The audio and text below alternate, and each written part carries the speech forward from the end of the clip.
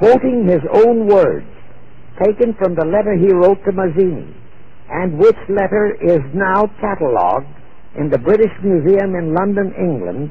He said, "We shall unleash the nihilists and the atheists, and we shall provoke a great social cataclysm which in all its horror will show clearly to all nations the effect of absolute atheism, the origin of savagery and of most bloody turmoil.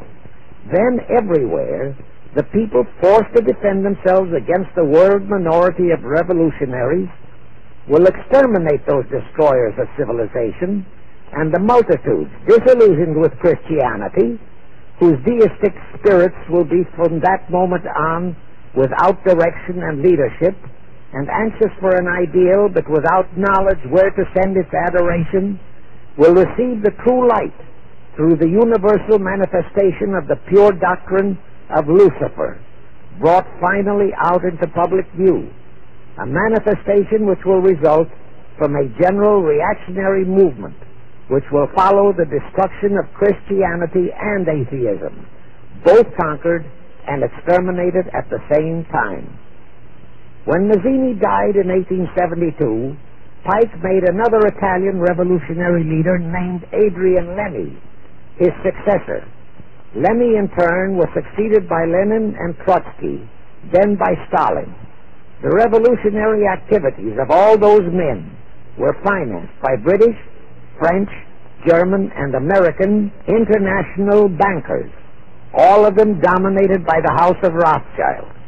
We are supposed to believe that the international bankers of today, like the money changers of Christ's day, are only the tools or agents of the great conspiracy, but actually they are the masterminds behind all of it. While the general public has been brainwashed by all the mass communications media into believing that communism is a movement of the so-called workers, the actual fact is that both British and American intelligence officers have authentic documentary evidence that international liberals operating through their international banking houses, particularly the House of Rothschild, have financed both sides in every war and revolution since 1776.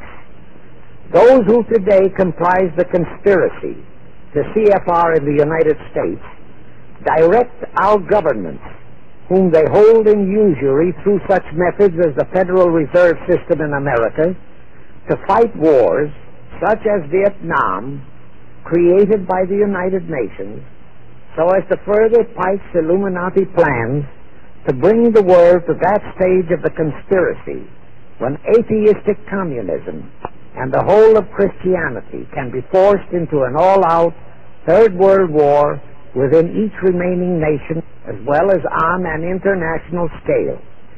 The headquarters of the great conspiracy in the late 1700s was in Frankfurt, Germany, where the House of Rothschild had been established by Mayer Anschelm, who adopted the Rothschild name and linked together other international financiers who had literally sold their souls to the devil. After the Bavarian government's exposure in 1786, the conspirators moved their headquarters to Switzerland, then to London. Since World War II, after Jacob Schiff, the Rothschild's boy in America, died, the headquarters of the American branch has been in the Harold Pratt Building, New York, and the Rockefellers, originally protégés of Schiff, have taken over the manipulation of finances in America for the Illuminati. In the final phases of the conspiracy, the one-world government will consist of the King Dictator, head of the United Nations, the CFR, and a few billionaires, economists, and scientists who have proved their devotion to the great conspiracy. All others are to be integrated into a vast conglomeration of mongrelized humanity, actually slaves. Now let me show you how our federal government and the American people have been sucked into the one-world takeover plot of the Illuminati great conspiracy. And always bear in mind that the United Nations was created to become the housing for that one world so-called liberal conspiracy. The real foundations of the plot for the takeover of the United States were laid during the period of our Civil War. Not that Weishaupt and the earlier masterminds had ever overlooked the New World. As I have previously indicated, Weishaupt had his agents planted over here as far back as the Revolutionary War. But George Washington was more than a match for them. It was during the Civil War that the conspirators launched their first concrete efforts. We know that Judah Benjamin, chief advisor of Jefferson Davis, was a Rothschild agent. We also know that there were Rothschild agents planted in Abraham Lincoln's cabinet who tried to sell him into a financial dealing with the House of Rothschild.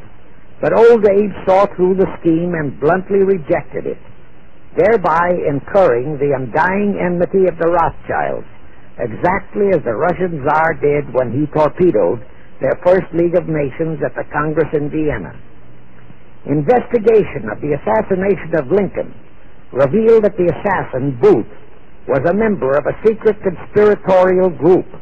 Because there were a number of highly important government officials involved, the name of the group was never revealed, and it became a mystery, exactly as the assassination of Jack Kennedy still is a mystery.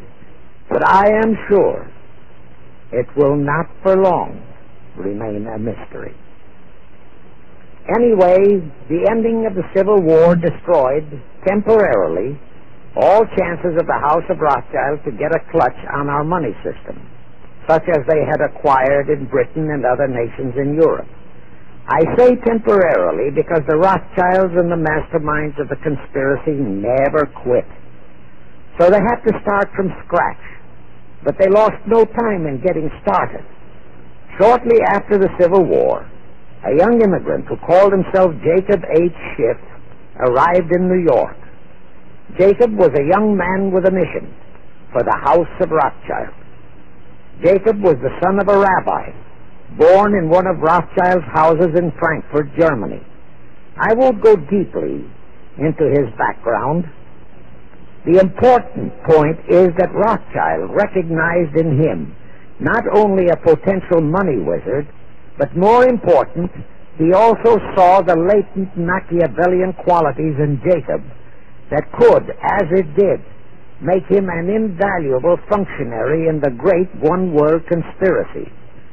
After a comparatively brief training period in the Rothschilds' London bank, Jacob left for America with instructions to buy into a banking house, which was to be the springboard to acquire control of the money system of the United States.